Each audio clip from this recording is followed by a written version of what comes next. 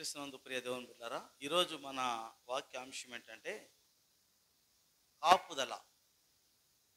ఈరోజు మన అంశము కాపుదల.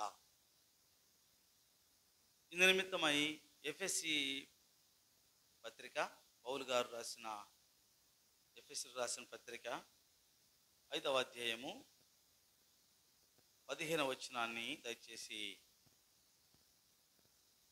చదువుకుందాం. దినములు చెడ్డవి గనుక మీరు సమయమును పోనీయక సద్వినియోగము చేసుకొనుచు అజ్ఞానుల వలె కాక జ్ఞానుల వలె నడుచుకున్నట్లు జాగ్రత్తగా చూసుకోండి. ఈ మాట అందరూ జాగ్రత్తగా పరిశీలన చేయాలి. దినములు చెడ్డవి. పౌలు గారు నివసిస్తున్న జీవించిన కాలంలోనే చెడ్డవైతే ఈ దినాలు ఇంకెంత బహు చెడ్డవో ఆలోచన చేయండి. నా చిన్నతనం నాటి దినాల కంటే ఈ దినాలు బహు చెడ్డగా కనపడుతున్నాయి నాకు. నా వయసు వాళ్ళందరికీ అర్థమవుద్ది ఈ విషయము. నా చిన్నతనంలో ఉన్న రోజుల్ని ఇప్పుడున్న రోజుల్ని పరిశీలన చేస్తే అప్పటికిప్పటికీ ఎంత చెడిపోయిన తరం అయిపోయిందో, అపవాది ఎంతగా సమాజాన్ని పాపపు ఊబిలోకి నెట్టేసాడో ఒకసారి ఆలోచన చేస్తే నాకు ఆశ్చర్యంగా ఉంటుంది. ఏమండి, చిన్నపిల్లలే పాపానికి గురవడానికి మార్గాలు తెరిచాడు సాతానుడు. పెద్దోళ్ళు గతంలో పెద్దోళ్ళు పాపాలు చేసేవాళ్ళు ఈనాడు చిన్నపిల్లలే 10th క్లాస్ కూడా రాకుండానే పాపాలు చేయడానికి, దుర్మార్గంగా ప్రవర్తించడానికి ఇంటర్నెట్ ఒకటి ప్రవేశపెట్టి ప్రతి వాళ్ళు తినకపోయినా 10,000 పెట్టి మొబైల్ కొనాలి.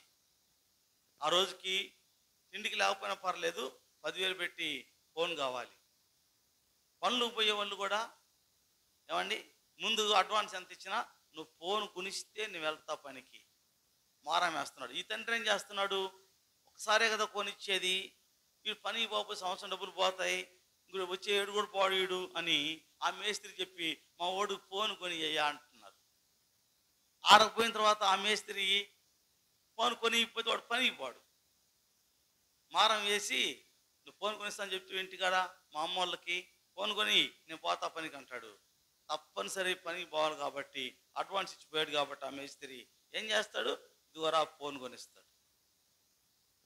ఈ ఫోనే సకల ఆ దుర్నీతికి, దుష్టత్వానికి కారణమై కూర్చుంది ఈ రోజున. ఈ సెల్ ఫోనే సమస్త దుష్టత్వానికి, దుర్నీతికి, దుర్మార్గానికి ఇది నాందిగా ఎన్నుకున్నాడు అపవాది. కనుక ఈ దినాలు చెడ్డవి. పౌలు గారు చెప్పిన దినాల కంటే ఈ దినాలు బహు చెడ్డవి. కనుక ఏమన్నారమ్మా, దినములు చెడ్డవి కనుక సమయమును పోనివ్వద్దు. నా బాధ కూడా అదే. సమయాన్ని వృధాగా పోనివ్వద్దండి. ఎన్ని కోట్లు పెట్టినా, ఎన్ని కోట్ల $1,000,000 తీసుకొచ్చి, అమెరికా డాలర్లు తెచ్చి వెచ్చించిన గడిచిన క్షణాన్ని మళ్ళీ మనం సంపాదించలేము. నీ జీవితంలో గడిచిపోయిన క్షణాన్ని కోట్లాను కోట్లు తెచ్చిపెట్టినా మళ్ళీ నువ్వు సంపాదించలేవు దాన్ని. ఆ క్షణాన్ని నువ్వు ఏం చేసి దూరం చేసుకున్నావు? ఆ క్షణాన్ని నువ్వు వాడుకున్నావా? ఆ క్షణాన్ని అపవాదికి అప్పగించావా? దయచేసి గమనించండి. మన జీవితాల్లో సమయాన్ని సద్వినియోగం చేసుకోవాలి. సమయం పోనీయక సద్వినియోగం చేసుకొనొచ్చు అజ్ఞానుల వలె కాక జ్ఞానుల వలె నడుచు. అజ్ఞానులు అంటే, అజ్ఞానులు మీకు తెలుసు, నేను చెప్పాల్సిన పని లేదు. జ్ఞానం లేని వాళ్ళు అంటే జ్ఞానం లేని వాళ్ళు. జ్ఞానం లేనివాడు ఏమైనా చేస్తూ ఉంటాడు. మంచి చెడు ఏం తెలియదు. ఆ స్త్రీ అయినా పురుషుడైనా. జ్ఞానం లేని వాళ్ళు అంటే ఇష్టానుసారం. జ్ఞానం అంటే ఎవరమ్మ? జ్ఞానం అంటే జ్ఞానం దేవుని దగ్గర ఉంది. యాకోబు పత్రిక 1వ అధ్యాయము 5వ వచనం చదవండి అమ్మా, త్వరగా.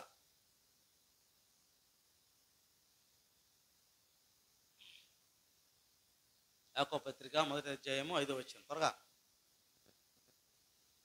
మీలో ఎవనికైనను జ్ఞానము కొదువుగా ఉన్న ఎడల అతడు దేవుడిని అడగవలెను, అప్పుడు అది అతడికి అనుగ్రహం. చూసారా, జ్ఞానము కొదువైతే ఎవరిని అడగాలి? దేవుడు. ఎందుకని? జ్ఞానము, సర్వజ్ఞానం ఆయన దగ్గర ఉంది కాబట్టి. బుద్ధి జ్ఞాన సర్వ సంపదలు ఆయన యందు గుప్తమై ఉన్నాయి కాబట్టి ఆయన అడగాలి. కనుక అజ్ఞానుల వల్ల అంటే అర్థం ఏంటంటే దేవుని ఎరగని తరంలాగా మనం ఉండకూడదు. ఈ దినాలు ఎక్కడ పెట్టినా విరివిగా సువార్త ప్రకటించబడుతుంది. ఏమి నేర్చుకుంటున్నాం? సువార్త విన్న నీవు, ప్రభువుని అంగీకరించిన నీవు ఏమి నేర్చుకుంటున్నాం? దేవుని జ్ఞానం ఎక్కడుంది? దేవుని దగ్గర. దేవుడు అంటే ఎవరు? వాక్యము. వాక్యంలో జ్ఞానం ఉంది. వాక్యం చదువుతున్నాం, వాక్యం వింటున్నాం. ఏమి మార్పు తెచ్చుకున్నాం మన జీవితాలకి? దయచేసి చివరి దినాల్లో మార్పు కావాలి. నా 2 చేతులు జోడించి నమస్కరించి చెప్తున్నాను, చివరి దినాల్లో మార్పు కలిగి జీవించమని నేను ప్రాధేయపడుతున్నాను. గడిచిన కాలం చాలు. మన జీవితాల్లో ఎలా జీవించామో, ఎలా బ్రతికామో, ఎలా నడుచుకున్నామో, ఏం ఆలోచన చేశామో మనకు తెలుసు. ఆ జీవితం చాలు. గడిచిన కాలమే చాలు ఆ పాత రోత జీవితానికి. ఇక స్వస్తి చెప్దామని నా ఆలోచన. సంఘంలో మార్పు రావాలి. సంఘంలో ప్రార్థన అనుభవం రావాలి. సంఘంలో ప్రార్థనకు ప్రాధాన్యత ఇవ్వాలి. ఈనాడు మనము ఆ ప్రాధాన్యత ఇవ్వలేకపోతున్నాం. దయచేసి దేవుని యొక్క నామంలో మీ అందరిని బ్రతిమాలుతున్నాను. ఈ దినాలు చెడ్డవి కనుక మాట చెప్పనా, ఇవి ఆపత్కాలం. ఇది మనిషికి గొప్ప ఆపద పొందే కాలం. ఇది మనిషికి ఆపత్కాలాన్ని తెచ్చిపెట్టేటువంటి సమయం. ఇది మనం గుర్తించట్లా. ఇప్పుడు ఆల్రెడీ మనందరం ఆపత్కాలంలో ఉన్నాం. జరిగే విపత్తులను బట్టి చూస్తూ ఉంటే, జరిగే ఆ తెగుళ్ళు, ఆ ప్రభు చెప్పిన మాటలు నెరవేరుతున్నాయి. అక్కడక్కడ తెగుళ్ళు, భూకంపాలు కలుగుతాయంటే జరుగుతున్నాయి. అవన్నీ కూడా ఇవే రాకడ దినాలు. మీకు అర్థం కావడం లేదు. ఇవే ప్రభు రాకడ దినాలు. ఇంకా చూస్తున్నామేమో, సమయం లేదు. గమనించండి. ఇంకా నువ్వు ఆలస్యం అని చూడవద్దు. ప్రభు వాక్యం ఉండడం, వాక్యం సెలవిస్తూ ఉంది. రాకడ సమీపంగా ఉంది. ఇంకా మార్పు లేకుండా జీవిస్తూ ఉంటే దయచేసి మారాలి. ఆపత్కాలంలో ఉన్నాము. ఆపత్కాలంలో ఉంటే ఎవరైతే ఆపత్కాలంలో ఉన్నారో అట్టి వారికి, అంటే ఆపద ఉన్నప్పుడు, ఆపద ఉన్నవాడు ఆ ఆపద రక్షించుకోవాలంటే ఒక దుర్గం కావాలి. ఆ దుర్గమే దేవుడు. ఆపత్కాలంలో ఉన్న వారికి యెహోవా మహాదుర్గం అని వాక్యం సెలవిస్తూ ఉంది. ఆ కీర్తనలు 9వ కీర్తన 9-10 వచనాలు. 9వ కీర్తన. నలిగిన వారికి తాను మహాదుర్గమగును, ఆపత్కాలంలో వారికి మహాదుర్గమగును. యెహోవా, నిన్ను ఆశ్రయించు వారిని నీ విడిచిపెట్టువాడవు కావు. కావున నీ నామం ఎరిగిన వారు నిన్ను నమ్ముకొందురు. కీర్తనకారుడు ఎంత చక్కని మాట రాశారండి.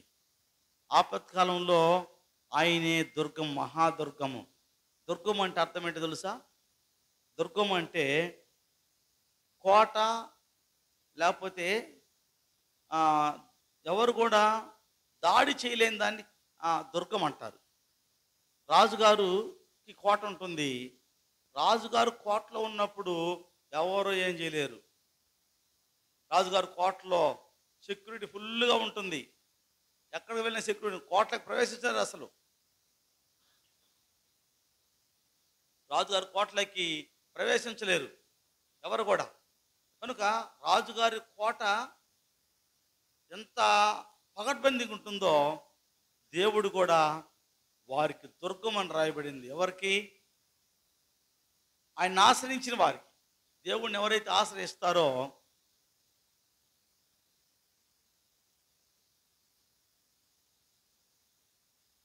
యెహోవాను ఆశ్రయించే వారికి ఆయన మహాదుర్గము అని చెప్పబడింది. కనుక ఈరోజు మనము ఆపదలో ఉన్నాం. నేను మళ్ళా చెప్తున్నా. ఫస్ట్ చెప్పా, మనం ఆపద కాలంలో ఉన్నాము. మనం భయంకరమైన దినాల్లో ఉన్నాము. మనకు ఖచ్చితంగా ఒక దుర్గం కావాలి. ఆ దుర్గం ఎవరంటే యెహోవా. దేవుడైన యెహోవా ప్రభువైన యేసుక్రీస్తు వారు మనకు దుర్గంగా ఉన్నారు. ఈ రోజుల్లో ఈ ఆపద నుండి నువ్వు తప్పించబడాలంటే ఇంకో మాట చెప్తున్నాను. ఎవరు చెప్పినా ఏ ప్రాంతంలో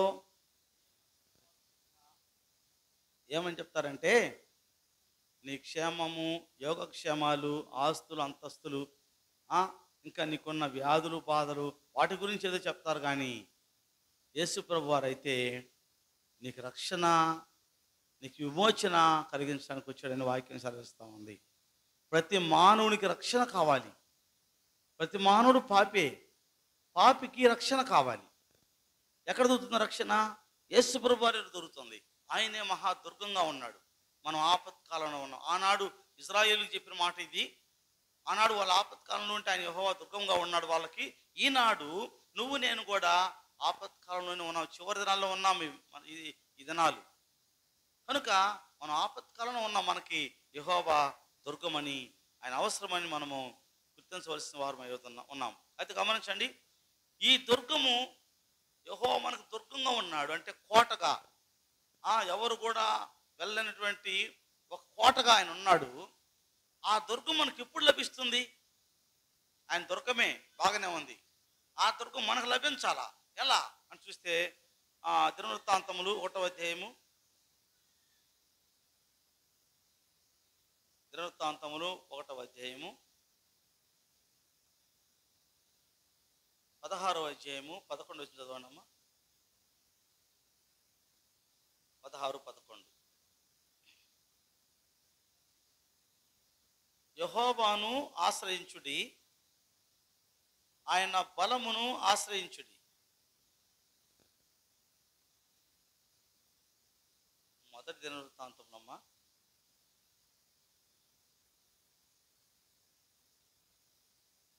రెండో దినవృత్తం చూడండి.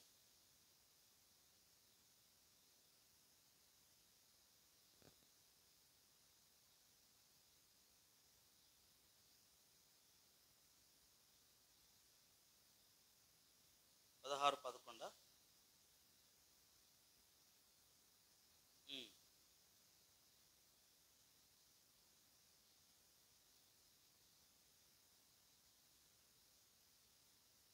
కాదు, మొదటి వృత్తాంతంలే.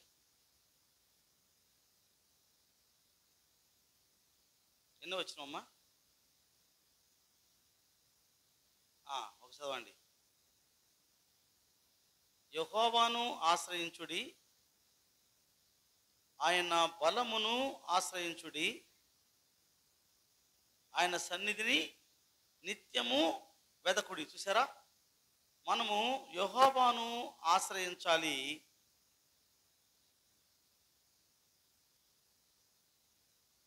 ఆయన బలమును ఆశ్రయించాలి, ఆయన సన్నిధిని నిత్యము వెదకాలి. సన్నిధి అంటే ఆయన ఉండే స్థలము. సన్నిధి అంటే దేవుడు ఉండే స్థలం. అది ఎక్కడుంటాడు ఆయన? ఏమని ప్రార్థన చేస్తాం? పరలోకమందున్న మా తండ్రి, ఆయన అక్కడ ఉంటాడు. మరి ఇప్పుడు భూలోకంలో ఎవరున్నారు అమ్మా? పరిశుద్ధాత్మ దేవుడు ఉన్నాడు. తండ్రి, కుమార, పరిశుద్ధాత్మ ముగ్గురైతే, పరిశుద్ధాత్ముడు పాత నిబంధన కాలంలోనూ కొత్త నిబంధన కాలంలోనూ ఆయన భూలోకంలో ఉన్నాడు. కుమారుడు వచ్చిన తర్వాత కొత్త నిబంధన కాలం అయింది. కుమారుడు ఆయన పని చేశాడు. ఆయన దేవుడిచ్చిన పనిని ఆయన రక్తం కార్చి పరిశుద్ధ రక్తం ద్వారా విమోచించి పరలోకానికి వెళ్ళాడు. పరిశుద్ధాత్మ దేవుడైతే ఆయన నిత్యము మన మధ్య ఉన్నాడు, మనల్ని నడిపిస్తున్నాడు. కనుక ఆయన సన్నిధిని చదవండమ్మా. యెహోవాను ఆశ్రయించుడి, ఆయన బలమును ఆశ్రయించుడి, ఆయన సన్నిధి నిత్యము వెతకుడి. గమనించాలి, మనం వెతకందే ఆయన సన్నిధి నీకు రాదు. గుర్తుపెట్టుకోవాలి, నువ్వు వెతకాలి, దేవుని సన్నిధిని వెతకాలి. ఎందుకంటే అపవాది ఆయన సన్నిధిని నీకు దూరం చేస్తూ ఉంటాడు, కనుమరుగు చేస్తూ ఉంటాడు. అపవాది పని ఏంటి? దేవుడు మనతో ఉంటే సన్నిధిలో ఉంటాం మనము. అపవాది పని ఏంటి?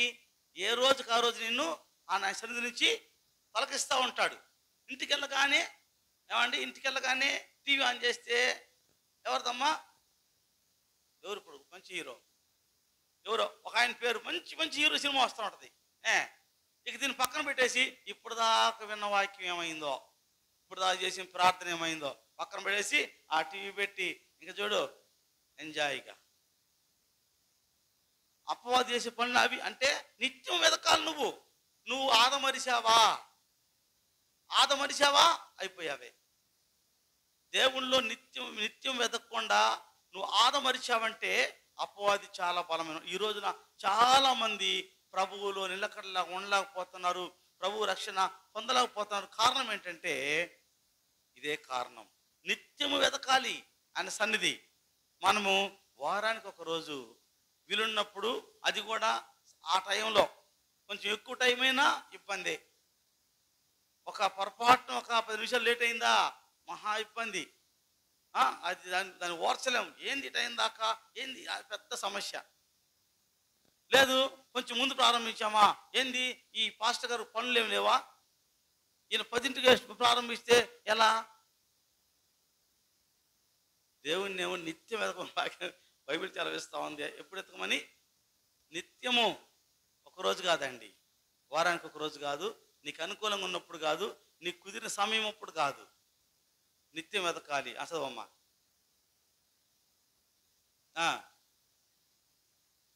కాదు, యెహోవాను ఆశ్రయించుడి, ఆయన బలమును ఆశ్రయించుడి, ఆయన సన్నిధిని నిత్యము వెతకమని బైబిల్ సెలవిస్తూ ఉంది. ఈ నిత్యము వెతికితే మనకేంటి? ఇది కూడా ఆలోచనే. ఏదో సామెత ఉంది, వస్తా ఏం చేస్తావు, పోతా ఏమిచ్చిపోతావు. అంటే అంత మనకి లాభమే, మనకు లాభం రావాలి. వస్తా ఏం తెస్తావు, అర్థమైందా? అంటే చుట్టాన్ని ఏమంటావు, వస్తా ఏం తెస్తావు, పోతా ఏమిచ్చిపోతావు. నేనేం చేయను, నువ్వు వస్తా ఏం తీసుకొస్తావు, పోయేటప్పుడు ఏమిచ్చిపోతావు. అంటే అంతా నాకే రావాలి. మన నైజం అది అనమాట. మన మానవ నైజం అది. ఎవరో పని చెప్పారు ఆ సామెత, బైబిల్ లేదు కానీ ఎవరో చెప్పారు, మానవ నైజం అది. అయితే దేవుడు అలాంటి వాడు కాదండి. ఆయన నీ నుండి ఏమి కోరట్లా. మన మనులు మాణిక్యాలు, మనకున్న ఆస్తి పాస్తులు, మనకున్నవి ఏమి ఆయన కావాలి. ఎందుకంటే అన్నీ ఆయన ఇచ్చినవే మనకి. నేనేమి కోరట్లా. అన్నీ ఏం కోరుతాను తెలుసా? నువ్వు నన్ను ఆశ్రయిస్తే నీకు నేను కాపుదలగా ఉంటాను, నీకు నిత్య ఆశ్రయ దుర్గంగా ఉంటాను నేను అంటున్నాడు దేవుడు. చదవండి అన్నమాట. యెషయా గ్రంథం 26వ అధ్యాయము. ఆయన మనకిచ్చే గొప్ప ప్రాముఖ్యమైన విషయాన్ని ఇక్కడ రాస్తున్నారు. యెషయా గ్రంథము 26వ అధ్యాయము.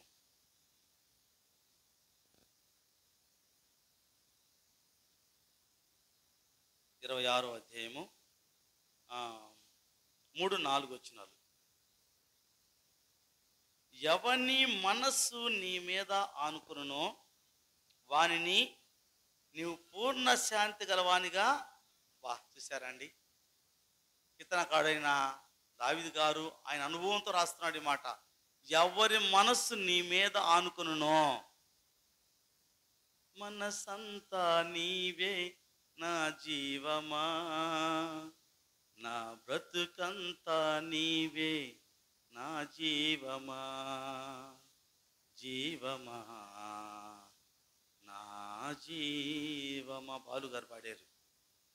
మనసంతా నీకే నా జీవమా అని, మనసంతా నీవే నా జీవమా అంటాం కదా. అయితే బైబిల్ ఏం చెప్తాం చదవండి. ఎవరి మనస్సు నువ్వు నిజంగా నువ్వు మనసంతా నీకే నా దైవం అని పాట మాత్రం పాడటం కాదు, మనస్సుని ఆయన మీద ఆనుకోవాలి, ఆయనకి ఇచ్చేయాలి. ఈ మధ్య కాలంలో తల్లిదండ్రులకి కట్టం తిరిగేది, తల్లిదండ్రులకి ఘోరమైనటువంటి అవమానం తెచ్చేది ఏంటమ్మంటే, నేను మనసు ఇచ్చాను. ఎవరిని అడిగి ఇచ్చావు నువ్వు మనసు? అదేమంటే నేను మనసు ఇచ్చాను.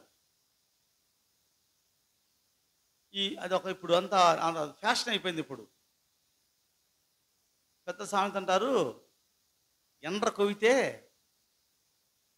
అది బెజ్జంలో ఉండదంట.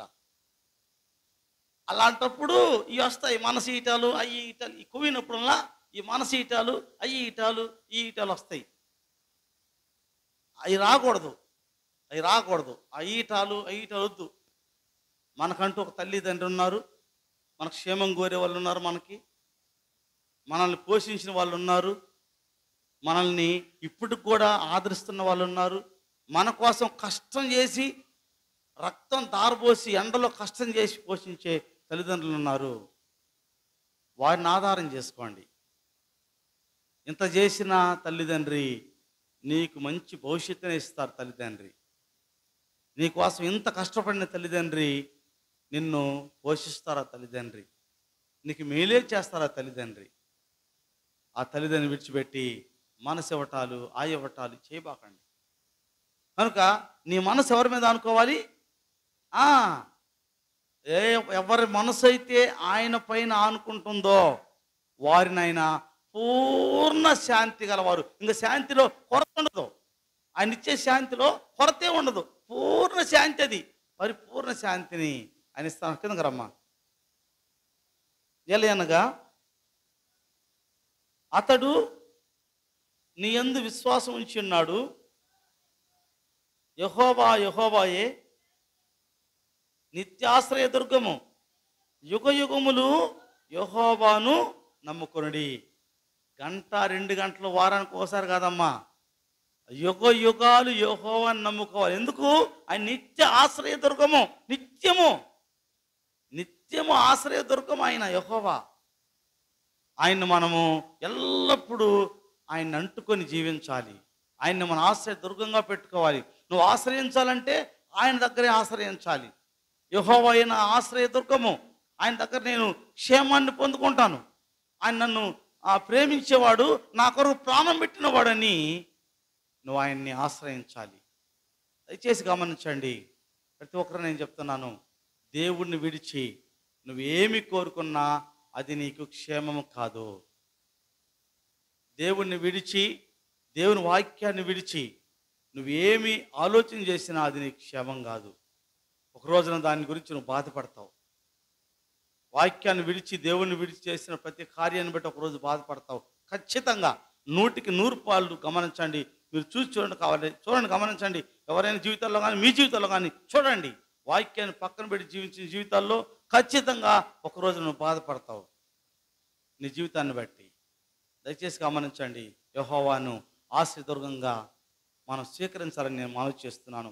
ఇంకా గమనిస్తే ఆయన ఆశ్రయం ఎలా ఉంటుందంటే, ఎక్కడికి వెళ్ళినా నీకు కనబడదండి, నీకు కనబడదు. ఆయన చేసే సహాయము, దేవుడిచ్చే మేలు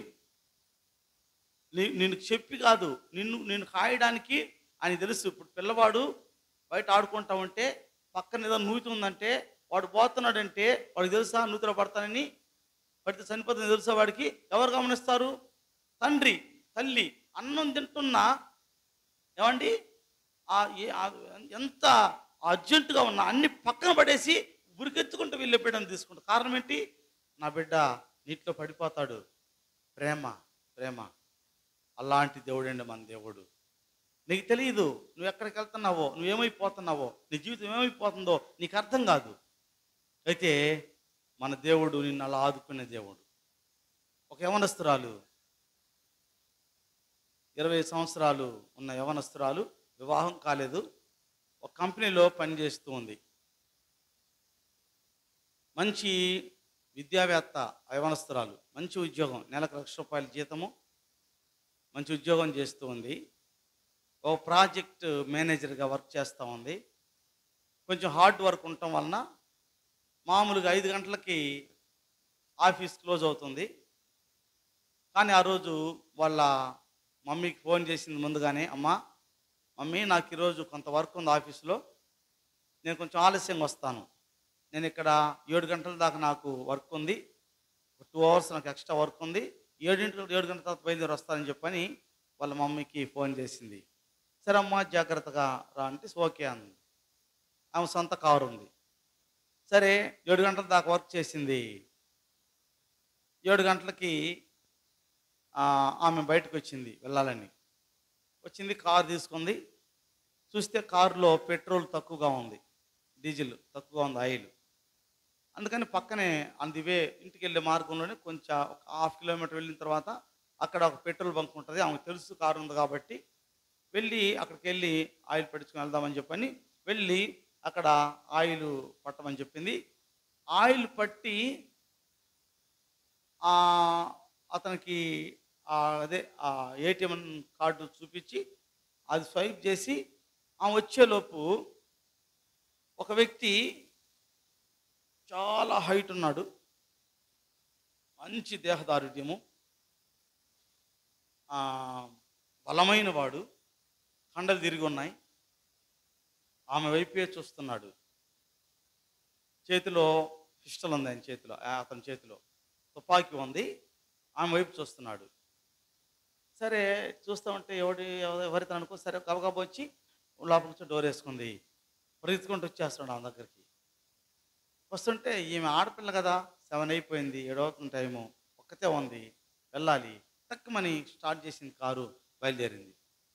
ఇక స్టార్ట్ చేసి అమ్మయ్య దేవుని స్తోత్రం, కారు స్టార్ట్ చేసిన వాడు ఎక్కడ పోతాడులే అనుకుని వస్తూ ఉంటే మళ్ళా అటు చూసింది. చూడగానే ట్రక్కు, అంటే ఒక 8 టైర్లు 16 టైర్లు అని అంటారే, అలాంటి ట్రక్ ఒకటి పెద్దది ఉంది.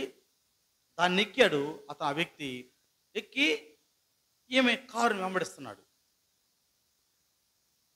ఇంకా భయం వేసింది. వాడు ఏదో మామూలుగా వచ్చాడు అనుకున్న, వాడికి పెద్ద వెహికలే ఉంది, వాడికి ఆ వెహికల్తో కొట్టాడు, నా కారు ఏమైపోవాలా, ఒకవేళ కొడితే వెహికల్తో తుపాకీ తీసుకొని వస్తున్నాడు, తుపాకీ వల్ల ఏమీ చేయలేకపోతే ఒకవేళ కారు కొట్టేయచ్చేమో వాడిని. స్పీడ్గా వెళ్తా ఉంది. ఎంత స్పీడ్గా వెళ్తుందో అంతే స్పీడ్గా అతను వస్తున్నాడు. ఇక ఎటు వెళ్ళాలో, ఏ మార్గం పోవాలో రూట్ కూడా మర్చిపోయింది ఈ అమ్మాయి. ఇక ఎటు అంటే వెళ్తున్నప్పుడు ఏ మార్గంలో ట్రాఫిక్ లేకుండా ఫ్రీగా ఉంటుందో దూరేస్తుంది, వెళ్ళిపోవాలి కదా ఈ అమ్మాయి, బ్రేక్ టైం లేదు, వెళ్ళిపోతా ఉంది. ఆ రకం దాటి సిటీ దాటిపోయింది. తర్వాత ఈ కంగారులో చూసుకుంటే ముందుకెళ్ళి చూస్తే సిటీ దాటి వచ్చేసింది. ఏం అర్థం కాలేదు. నేను సిటీలో ఉంటే ఒక రకంగా వేరుగా ఉంటుంది, ఈ కంగారులో నేను సిటీ దాటి వచ్చేసాను. ఇప్పుడు వీడు నన్ను ఏం చేస్తాడో ఏం చేస్తాడని చెప్పని ఆలోచనతో, భయంతో ఇక వణికిపోతూ వెళ్తా ఉంది. లాస్ట్కి ఒక పెట్రోల్ బంక్ కనపడింది.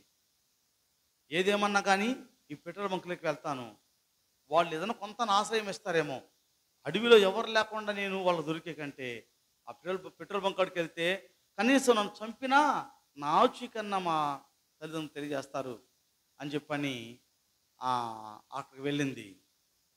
ఈమె ఫోన్ కూడా స్విచ్ ఆఫ్ అయిపోయింది. ఒక ఇన్ఫర్మేషన్ ఇద్దామంటే ఈ కంగారులో వర్క్ చేసుకుంటే ఫోన్ స్విచ్ ఆఫ్ అయిపోయింది, చూసుకోవాలి, ఛార్జింగ్ లేదు. సరే ఫోన్ పక్కన పడేసింది.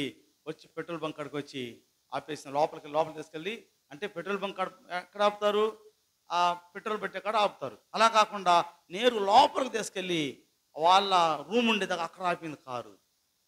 వాళ్ళు ఏంటి మేడం ఇటు వచ్చారు, అక్కడండి అంటున్నాడు పెట్రోల్ కొట్టాడు, అక్కడంటే చక్కగా డోర్ తీసి ఏదో చెప్పబోతా ఉండేసరికల్లా అతని దిగి రానే వచ్చాడు.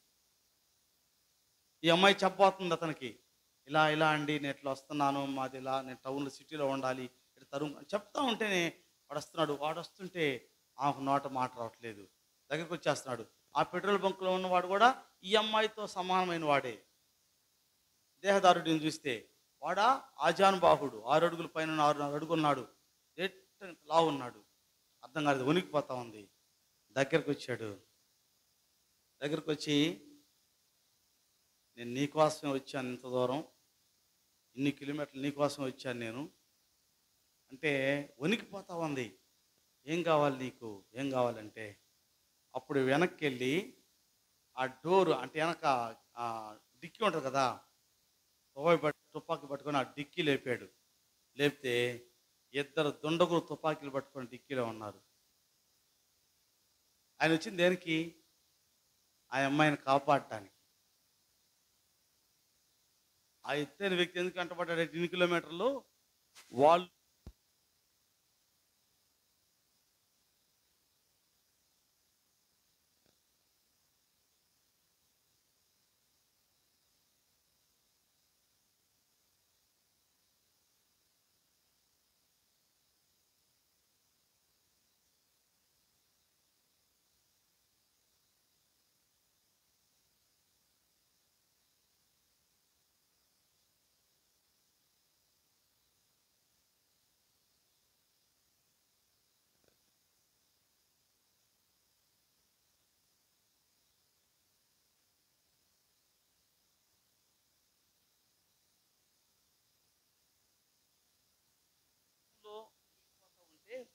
మన దుష్టత్వం నుంచి తప్పించడానికి దేవుడు తానే వెంటబడి ఎన్నిసార్లు నిన్ను వెంటాడాడో దేవుడు, ఎన్నిసార్లు నిన్ను ఆయన నీ వెంబడి వచ్చాడో, ఎన్నిసార్లు నిన్ను హెచ్చరించాడో, ఎన్నిసార్లు నీ కాపుదలుగా ఉన్నాడో. నువ్వు చేసే దుర్మార్గానికి, నేను చేసే దుర్మార్గానికి ఎప్పుడు అంతమైపోవాల్సిన వాళ్ళమేమో మనం. అంతం కానివ్వకుండా, మన దుష్టత్వానికి దుర్మార్గానికి అంతం కానివ్వకుండా ఇంకా ఆయన కాపుదల నుంచి ఆయన కాపాడుతూ వస్తూ ఉంటే నువ్వు దాన్ని నీకు ప్రమాదంగా ఎంచుకుంటున్నావు తప్ప ఆయన కాపుదలాన్ని ఎంచుకోలేకపోతున్నావు. నా ప్రియమైన సహోదరి సహోదరులారా, ఉదయకాల సమయమందు నీ జీవితంలో ఎక్కడికి నువ్వు పరిగెడుతూ ఉంటే నీ వెంట ప్రభువు నీతో మాట్లాడుతూ, ఎన్నిసార్లు నీతో మాట్లాడి ఉంటాడు, ఎన్నిసార్లు నీకు బుద్ధి చెప్పి ఉంటాడు, ఎన్నిసార్లు గద్దించి ఉంటాడు, ఎన్నిసార్లు నీకు వాక్యం ద్వారా ఆయన మార్గాన్ని చూపించి ఉంటాడు. ఇంకా నువ్వు ఆయన ఏదో కీడు చేస్తాడని చెప్పి పరిగెడుతున్నావేమో, లోకం వైపు పరిగెడుతున్నావేమో, ఆశ్రయదుర్గాన్ని విడిచిపెట్టి ఆశ్రయదుర్గం నిన్ను వెంబడిస్తూ ఉంటే ఆశ్రయదుర్గాన్ని విడిచిపెట్టి నువ్వు ఇంకా దూరంగా పారిపోతున్నావేమో. ఈరోజు కూడా యేసు ప్రభు వారు నీతో ఉండబట్టే, నిన్ను కోరుకోబట్టే, నిన్ను ఇష్టపడబట్టే నీ కోసం ఈరోజు ఈ సమయాన్ని ఇచ్చి నీతో ఈరోజు మాట్లాడుతున్నాడు వాక్యం ద్వారా. ఇంకా నువ్వు ఇష్టానుసారంగా జీవిస్తానంటే దానికి నువ్వే కారణం. ఒక రోజున లెక్క అప్పచెప్పవలసిన వారమై ఉన్నాం. నీ జీవితానికి నువ్వే, ఎవరికొద్దు, ఎవరి గురించి మనకు అవసరం లేదు. నీ జీవితానికి నువ్వే, నా జీవితానికి నేనే లెక్క అప్పగించాలి దేవుని దగ్గర. ప్రతి ఒక్కరి చరిత్ర రాయబడుతుంది పరలోకంలో. నేను గతంలో మీకు చెప్పాను, 3 గ్రంథాలు ఉన్నాయి. జ్ఞాపకత గ్రంథం పరలోకంలో ఉంది. నీ ప్రతి సంభాషణ, నీ ప్రతి మాట, నీ ప్రతి కదలిక అక్కడ రాయబడుతోంది. లెక్కప్ప చెప్పాలి. నా ప్రియమైన దేవుని బిడ్డలారా, ఇలాంటి ఆశయదుర్గాన్ని విడిచి మన ఇష్టానుసారంగా జీవిస్తే ఎప్పుడు కూడా మనము ఆయన యొక్క సన్నిధిని ముఖం దూరం చేసుకున్న వారంగా ఉంటామని వాక్యం సెలవిస్తూ ఉంది. ఇంకో మాట చెప్పనా, ఆయన దుర్గంలో నువ్వు ఉండాలి అంటే, నేను ముగిస్తున్నా, ఆయన దుర్గంలో నువ్వు ఉండాలంటే నువ్వు ముందు నీతిమంతులుగా మార్చబడాలి. అందరూ ఆయన దుర్గంలో ఉండలేరు, గుర్తుపెట్టుకోండి, అందరూ ఉండలేరు. దేవుని కాపుదల నీకు కావాలంటే, ఆయన దుర్గం నీకు కావాలంటే నువ్వు ఆయన బిడ్డగా, లేకపోతే నీతిమంతులు చాచబడిన బిడ్డగా ఉండాలని వాక్యం సెలవిస్తాం. చదువుకుందాం. సామెతలు 18వ అధ్యాయం 10వ వచనం. సామెతల గ్రంథం 18వ అధ్యాయం 10వ వచనం. యెహోవా నామము బలమైన దుర్గము, నీతిమంతులు దానిలోని పరిగెత్తి సురక్షితముగా ఉండును. చూసారా, యెహోవా మహాదుర్గము, ఆయన నామం బలమైన దుర్గము, నీతిమంతులైన వారు అందులోని పరిగెత్తి సురక్షితంగా ఉంటారు. ఈ లోకంలో అపవాదిని నువ్వు తరుముకొని వస్తూ ఉంటే, అపవాది దాడి నుంచి నువ్వు పరిగెత్తి ఆయన దుర్గంలోకి వెళ్ళాలంటే నీతిమంతులుగా ఉండగలగాలి. నీతిమంతులు ఆయన దుర్గంలో ఉంటారు. దీనికి ఎవ్వరి సహాయం అవసరం లేదండి. ఏ కోట్లు లక్షలు ఖర్చు అవసరం లేదండి నీతిమంతులుగా ఉండటానికి. నీ జీవితాన్ని పరిశుద్ధంగా కాపాడుకుంటే చాలు, నీతిమంతుల జాబితాలో నువ్వు చేర్చబడతావు. నీ జీవితాన్ని, నీ హృదయాన్ని దేవునికి అప్పగిస్తే చాలు. నీ హృదయము ప్రభుకిమ్ము, ప్రభు జీవము నీదగును. అంతే, నీ హృదయాన్ని ఆయనకి ఇచ్చేసేయి. ఏమి ఖర్చు అవసరం లేదు. నువ్వు ఎక్కడ ఖర్చుకు పెట్టుకొని పోవాల్సిన పని లేదు. మొన్న ఈ మధ్య పోయారు మూటమూలు చదువుకొని, ఎక్కడికి అవసరంలా లేదమ్మా. నేను మళ్ళీ చెప్తున్నాను, నువ్వేం మూటములు చదువుకొని పోవాల్సిన అవసరం లేదు. నీ హృదయాన్ని మార్చుకోకుండా ఎన్ని తిరణాలకు పోయినా, ఎన్ని మూటములు చదువుకున్నా నీ డబ్బులు ఖర్చు అయిపోవటము, నీ ఆరోగ్యం పాడు చేసుకోవటం. పోయి వచ్చారా ప్రార్థనకు రాలా, ఏందమ్మంటే నిద్రపోతున్నారు. ప్రభు సన్నిధిలో వారం నీ ముందు, నీ ఇంట్లో, నీ ఊర్లో నీకు మందిరం ఉంటే నువ్వు తిరణాలు పోయి వచ్చి నిద్రపోవడం దేనికి? నేను మరలా చెప్తున్నాను, నా మాటలు మీకు బాధగా ఉన్నాయేమో, నేను మాట్లాడేది వాస్తవాలు, సత్యం మాట్లాడతాను నేను. ఉన్న ఉన్న ఉన్న వాస్తవాన్ని ఉన్నట్టుగా మాట్లాడతాను. దయచేసి గమనించండి. మీ జీవితాలు మీరు ఎవడో ఏదో చెప్పాడు, ఎవడో ఏం లేదు. నువ్వు మార్పు చెందంది ఎక్కడికి పోయినా వ్యర్థమే. నువ్వు మార్పు చెందే నువ్వు డబ్బులు ఖర్చు పెట్టుకుంటున్నావు తప్ప, ఎందుకు వృధాగా చేస్తున్నావు తప్ప నీ జీవితాన్ని అనుకూలమైన పద్ధతిలో నీ జీవితాన్ని కాపాడుకోవటం లేదు. యెహోవా ఆశ్రయదుర్గము. నీతిమంతులుగా ఉంటేనే, నీతిమంతులుగా ఉంటే ఎక్కడికి పోవాల్సిన పని లేదండి. ఏమండి, ఎక్కడ నమ్ముతున్నారు చెప్పండి? నీతిమంతులుగా అమ్ముతున్నారు, బోర్డు పెట్టారా? మీ అందరి తరపున నేను ఖర్చు పెట్టుకుంటా, అవసరమైతే నా నా పార్ట్స్ అన్ని అమ్మేస్తా మీకోసం. గుండె ఒకళ్ళకి, కిడ్నీలు ఒకళ్ళకి అమ్మిపడేస్తా మీకోసం. నాకు ఆ డబ్బులు లేదు కానీ అది కొనటం కోసం మీ అందరికీ ఆ నీతి కొనుక్కొని వస్తాను. ఎక్కడ నువ్వు చెప్పని అడ్రస్ నాకు, పాస్టర్ గారు ఇక్కడ అమ్ముతున్నారు అయ్య గారు అంటే నేను వెళ్ళి నా అవయవాలమైన మీకు తెచ్చిస్తా. నీతి ఎక్కడ అమ్మరండి. నీతి నీకు నువ్వే నీతి సంపాదించుకోవాలి. ఎక్కడికి పోయినా నీ వృధా ప్రయాస తప్ప నీతిని సంపాదించుకోలేవు. ఏ ఊరు వెళ్ళినా, ఏ దేశానికి వెళ్ళినా యెహోవాను ఆశ్రయించాలి. ఎక్కడుంటే ఆశ్రయిస్తాం ఆయన్ని? నువ్వు ఉన్న చోటే, నీ గృహంలో ఉండే, నువ్వు ఉండే ప్రాంతంలో నీతిగా ఉండటానికి నువ్వు కానీ సిద్ధపడితే చదవమాట, చదవాలన్నమాట. యెహోవా నామము బలమైన దుర్గము, నీతిమంతుడు అది యెహోవాదేమో మహాదుర్గము. నీతిమంతుడుగా ఉంటే దాంట్లో పరిగెత్తుకుని వచ్చి సురక్షితముగా ఉంటారు. ఈ మొత్తానికి కారణం ఏంటి? సురక్షితంగా ఎలా ఉంటాం? నువ్వు నీతిమంతురాలుగా ఉంటే, నువ్వు నీతిమంతుడుగా ఉంటే అది కావాలి దేవునికి. ఈరోజు దేవునికి కావాల్సింది ఏంటంటే నువ్వు నీతిమంతుడుగాలుగా ఉండాలి. నీతిమంతుడు, ఇది దేవునికి కావాల్సింది. అయ్యా నీకోసం అది చేశానయ్యా, నీకోసం ఇది చేశానయ్యా. ఒక పరిసయుడు వచ్చి ప్రార్థన చేశాడు దేవుని సన్నిధిలో. ఏం చేశాడమ్మా? నేను దశభాగాలు ఇస్తున్నాను, 3 సార్లు ఉపవాసం ఉంటాను, అన్నిట్లో నేను ముఖ్యుడిని, ఈ లాస్ట్కి ఈ శంకర్ కంటే కూడా నేను పరిశుద్ధుని అని ఆయనే మెచ్చుకున్నాడు. అన్నీ చేస్తున్నాడు, చేయకుండా ఉండలేడు. ఆయన 3 సార్లు ఉపవాసం లేకుండా ఉండలేడు, ఉన్నాడు. దశభాగం ఇవ్వకుండా లేడు, ఉన్నాడు. కానీ ప్రభు అంగీకరించాడా? అంగీకరించడండి. నువ్వు చేసే కార్యాలు చెప్పుకుని లిస్టు పెట్టుకుంటూ పోతే నీ లిస్టు ఆయన అంగీకరించడు. నేనయ్యా అది చేశాను, ఇది చేశాను, అది చేశాను, నేను ఎంత గొప్ప పరిశుద్ధనని లిస్టు పెడితే నా లిస్టు తీసుకోడు ఆయన. నువ్వు నీతిగా జీవించావా లేదా, నీతి వస్త్రాలు ధరించావా లేదా, అది చూస్తాడు దేవుడు. కనుక అలాంటి జీవితం కావాలని ప్రభు కోరుతున్నాడు. ఇంకొక మాట చెప్పి నేను ముగిస్తాను. మనమందరం కూడా ఈరోజు ఎలా జీవించాలంటే హెబ్రీ 4:16 మాట చెప్పి ముగిస్తాను నేను.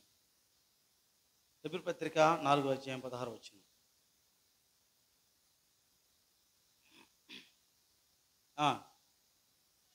అమ్మా. కనుక మనము కనికరింపబడి సమయోచితమైన సహాయము కొరకు కృప పొందినట్లు ధైర్యముతో కృపాసనమునకు చేరుదము. చూసారా? కనుక మనము కనికరింపబడి, దేవుని చేత కనికరించబడ్డాం కాబట్టి సజీవులుగా ఉన్నాం. నేను మరలా చెప్తున్నా, దేవుని కనికరం మన పైన ఉంది కాబట్టే సజీవులంగా ఉన్నాము. మనకున్న ఆధిక్యతను బట్టో, మనకున్న భక్తిని బట్టో, మనకున్న విశ్వాసాన్ని బట్టో, మనకున్న పలుకుబడిని బట్టో లేం. మనం దేవుని ఎరిగిన బిడ్డలంగా, విశ్వాసులంగా ఏం గ్రహించాలంటే మనము కేవలము